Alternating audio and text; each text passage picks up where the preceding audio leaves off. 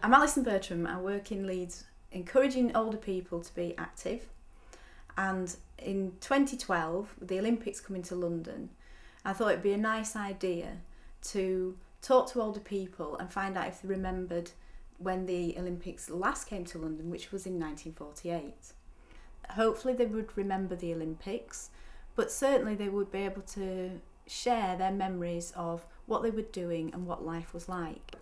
In addition to collecting personal stories, I also wanted to find people with memorabilia linked to the 1948 Olympic Games, and also, if possible, people who had been to the 48 Games as spectators and potentially some of the athletes. I've worked with Alison Bertram, who's the Sports Development Officer for older people for the Council. We've sort of met to discuss ways we could work as a service for the council together in terms of bringing sports and museums and heritage together. And this project came up because we were discussing 2012, and we both felt we wanted some kind of legacy for Leeds in terms of the current Olympics that are coming up, but also looking back to try and capture people's memories of those who might have experienced the Olympics in a different time. Heritage Service is very much about capturing what has gone on, but also documenting contemporary history through film, oral histories, digi-stories, because we have the physical buildings in the museum service that people can visit, where we have displays and showcases and so on, but we also want to create a big online collection of film work and archive material, so that younger generations coming up who relate much more to kind of that sort of media can have the same sort or similar experiences to the ones as if they actually physically visited the museum. So we're working on two levels, which is why we really try and look at working intergenerationally, so that you have the older person's perspective, the younger person's perspective, and hopefully that with the dialogue that's created between the two, looking at life experience but also objects, because all objects tell a story, that we can bring that together somehow, and both sets can benefit from the experience. I'm based at a place called the Discovery Centre, which is the main store for the museum service. It probably holds about 1 million objects in there. And on this particular project, we're very much in a supporting role, where myself and my colleague will come along with a box of objects. It's all 1940s things that were sourced from the store.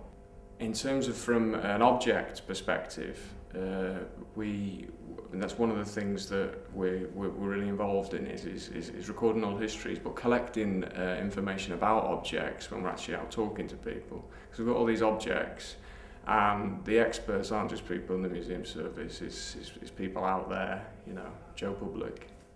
Gabrielle introduced me to Tracy Craggs, who works with Oral Histories, and Alison Glue, who creates digi-stories. At the same time as doing the intergenerational workshops, the volunteers were collecting oral histories from people who had a link to the 1948 Olympic Games. Well, we started with a training day for the interviewers.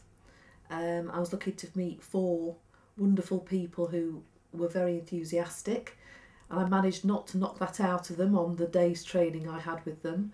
It's a very difficult balancing act between saying these are the pitfalls you might meet, this is the way, the techniques and how to deal with that, this is what an ideal interview situation would look like, but then still encourage people to be enthused about what is wonderful work. I mean, in my experience, there's nothing better.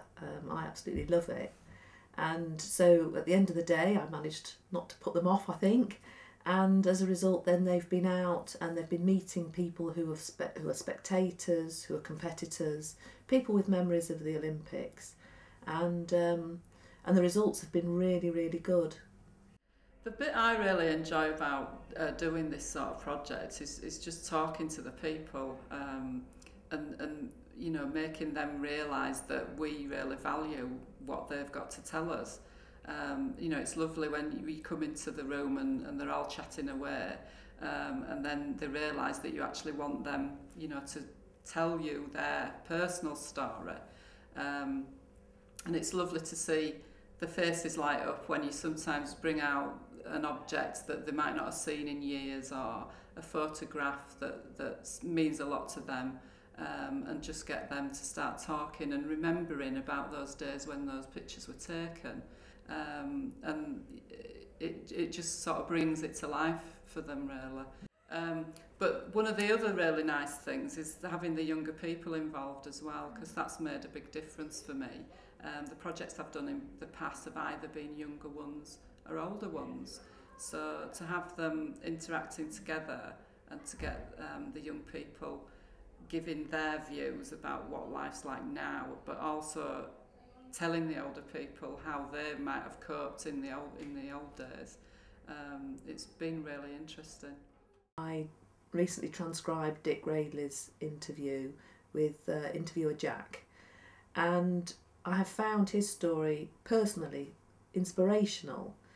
How someone, even at his age, is so committed to personal fitness and making the best that he can of himself, and the fact that he's pushed himself his whole life. Not being at all sporty myself, it's been a real privilege to have a view into how somebody else operates on that level, because I didn't know anything about the 48 Olympics before we started this project.